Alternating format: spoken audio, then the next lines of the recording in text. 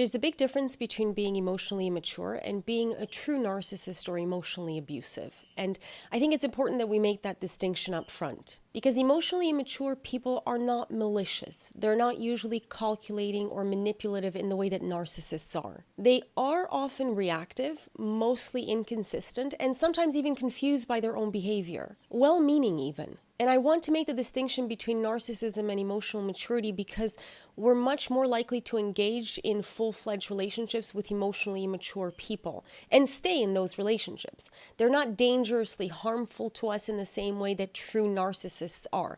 They're not toxic to our health, at least not in the same calculated, destabilizing way. And because of that, there's a lot more leeway in the kind of relationship we can build with someone who's simply emotionally immature.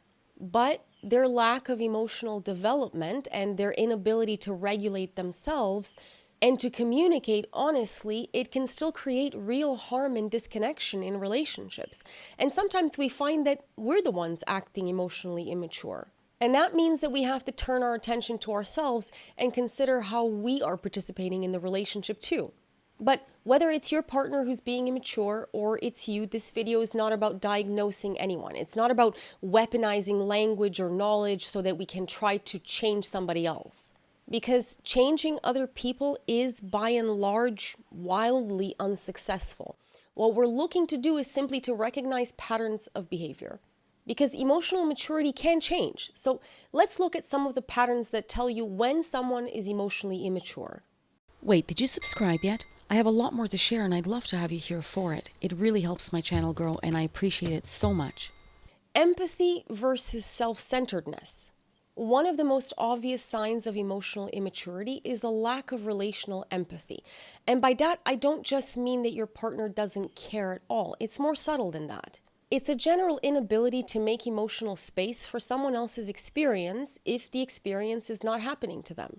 So for example, let's say you come home from work and you're clearly upset after a crappy day. You're not ready to talk about it yet. You just need a little bit of space to decompress. And instead of noticing that something's off and giving you that space, your partner immediately gets irritated because you're in a mood. Or they try to joke their way out of it and say something really insensitive like, "Are we doing this again? I had a long day too, you know?" Dismissing your feelings altogether and discounting your experience because they're not living the same experience as you, so to them, it's kind of irrelevant. And this often comes from an unconscious assumption that your emotional world is only valid when it's convenient for them to engage with it. If it's not convenient, then they can just ignore it, or perhaps they can compete with it by throwing in their own displeasures of life or get annoyed that you're even having an emotional experience in the first place that doesn't include them. So it's an inability to hold space for anything emotional that doesn't directly involve them. Because emotionally immature people often struggle to empathize unless they're personally involved in the feeling. Now, mature people might not have the perfect thing to say when you come home upset either. They might not be able to fix it, but they know how to sit with their own discomfort and with your discomfort without trying to dismiss it. And that's harder to do than it seems, or to compete with it, or to make it disappear just because it's inconvenient to them. And you'll notice that people who are uncomfortable sitting with their own discomfort, with their own bad feelings, will then have a hard time sitting with your discomfort and your bad feelings. Because they have difficulty regulating their own nervous system when uncomfortable emotions are present, whether those emotions are coming from within themselves or just sort of hanging around in the air around them. And emotionally immature people often don't know how to separate what you're feeling from what they're feeling.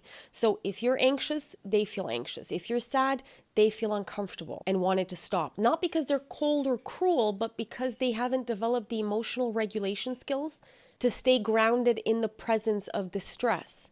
And yes, there's definitely some overlap here with anxious attachment. People who are anxiously attached can also have a hard time staying regulated when someone they care about is upset. And it doesn't mean that emotional immaturity makes it so that you can't have any relationships, but it does mean that there's work to be done to build that internal sense of safety so that you don't constantly feel thrown off by someone else's emotions.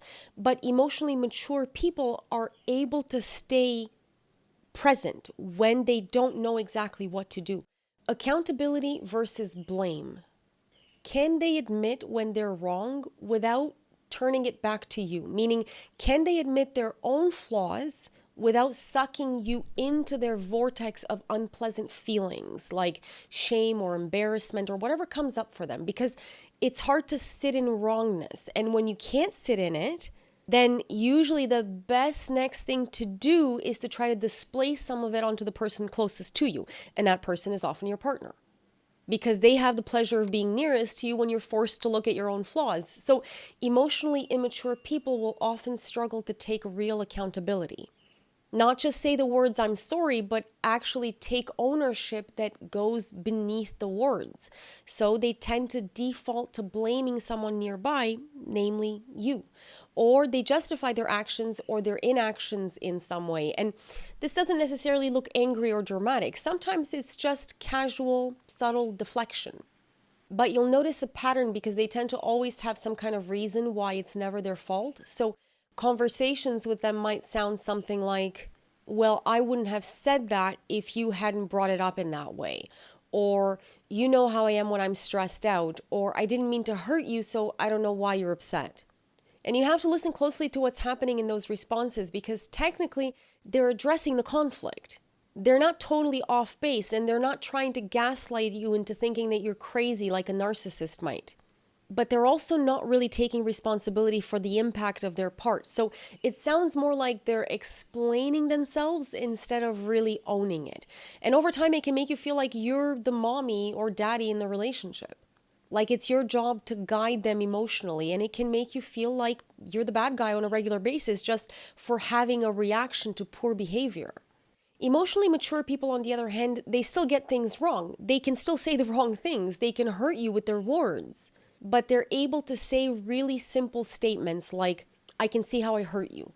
Not, "I can see how you might feel that way," in some weird, indirect way that has nothing to do with them at all.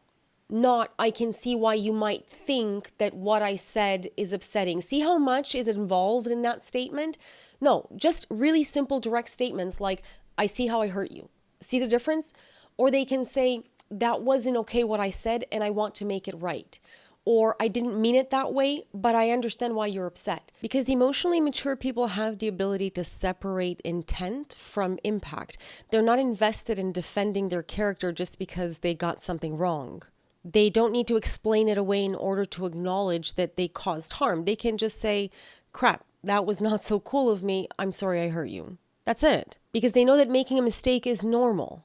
And when you're emotionally mature, taking responsibility for a mistake is very simple. You can just say, "Oh, I screwed up. Noted." Boundaries and entitlement. Another marker of emotional immaturity is the inability to respect the other person's boundaries. Not because your partner doesn't hear your boundaries, but because they take your boundaries as a personal affront. So to an emotionally immature partner, your limit can feel like a rejection of them. It can feel like you're trying to punish them or like you don't love them. So let's say that you tell your partner, "Hey, I just need some downtime to myself this weekend. I've been a little overwhelmed with work and I just need to be alone to reset my thoughts and my emotions." Instead of understanding that as a need for space to recharge, your partner responds with guilt trips like, "Wow, I guess I'm just not a priority anymore." Or with anger, "You didn't need time to yourself when we first met."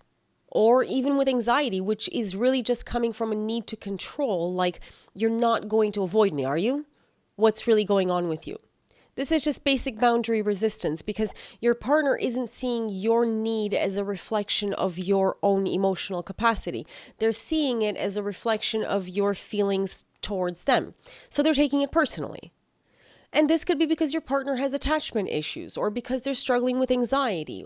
So it doesn't necessarily come from a bad place, but it does show that the level of emotional maturity is not fully developed. Or let's find a gentler way to say that. This is one of the areas where emotional maturity really shows, because a mature partner might not love your boundary, and that's okay. People don't have to love that you've set a boundary. Often another person's boundary goes directly against what we want ourselves, and that's normal. But not loving someone's boundary doesn't mean you don't respect it. And it doesn't mean that you can guilt trip the person for having a boundary in the first place. Emotional maturity can look like simply asking questions. If you're confused or you're unsure, to clarify what the other person is feeling or where they're coming from. But you don't get to push past the boundary, because an emotionally mature person understands that your limits aren't a threat to their own worth. And mostly they understand this because they have their own firm and well thought out limits. When we know how to set boundaries for ourselves, we recognize boundaries in others and we respect them because we would like our own boundaries respected as well. So a lot of boundary respect actually comes down to whether you know how to set them in the first place. It's impossible to see the value in someone else's boundaries when your own boundaries are very fuzzy. So people with fuzzy, permeable boundaries will automatically be tempted to invade past other people's boundaries. Emotional regulation versus reactivity. Another indicator of emotional maturity is in how a person acts when things don't go exactly their way.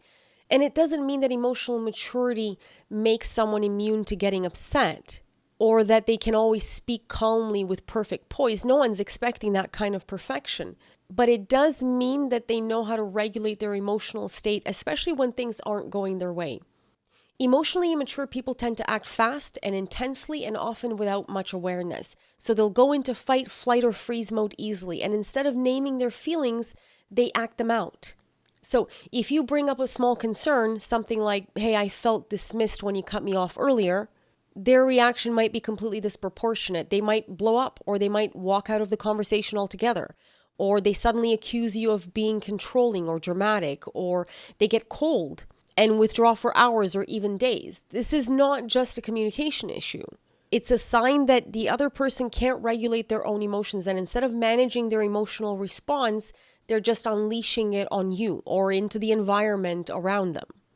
Contrast that with someone who's emotionally mature, who might still get a little bit defensive. We all do sometimes, especially if we're caught off guard, but a mature person can catch themselves. They can notice their own reaction and they don't make you pay the price for how they feel.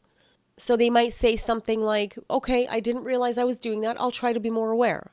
Even if they feel a little uncomfortable, they're still willing to hear you out. Honesty versus avoidance. Another sign of emotional immaturity is the issue of honesty versus avoidance. Emotionally immature people often avoid emotional honesty, and it's not typically because they want to lie. They're not methodical like a narcissist might be. Generally, they avoid honesty because they want to escape the discomfort of the consequences that come with it. So they might tell you what they think you want to hear, or they might downplay what they're feeling because they're not just running from your feelings, they're running from their own feelings as well. So they might act totally fine until they suddenly explode about something that's been building inside of them for weeks. And now they just can't hold it in anymore. And it's that kind of emotional avoidance that creates a difficult emotional landscape to live in for both people, because it always feels like the relationship is sort of teetering its way towards an explosion. But even if you sense that something is wrong and you ask, are you okay? They might say, nothing's wrong. Or they might get sullen or brush it off with, it's not a big deal. Or you're overthinking it. They're not going to call you crazy if you catch them cheating or gaslight you into believing that your trauma is the reason you're reacting, the way a narcissist might. It's a much milder version of that. It's mostly just about avoiding the discomfort of raw emotion and raw honesty.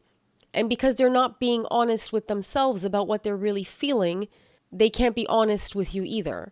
So when those feelings finally boil over, it feels like they're coming out of nowhere. Emotionally mature people, on the other hand, they don't wait until they're completely overwhelmed to speak up about their displeasures. They can say things like, I feel a little disconnected lately. Can we just talk about it? Or there's something I've been avoiding because I don't know how to say it, but I'd like to if you'll hear me out.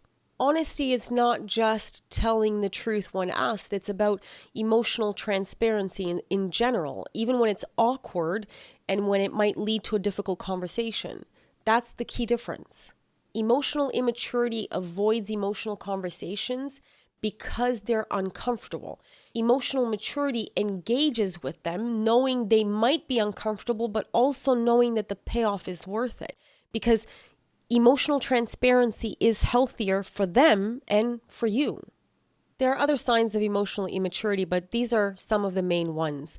And if your partner is emotionally immature, it doesn't mean that you can't have a good relationship, but it does mean that it's a little bit more difficult to navigate the dimensions of deep emotions together, but it can be done. And in the next video on this subject, we're going to talk about how to handle dating an emotionally immature partner. What can you do to help your partner if you want to stay together, if you love them and you care about the relationship, but you have difficult managing the emotional landscape together?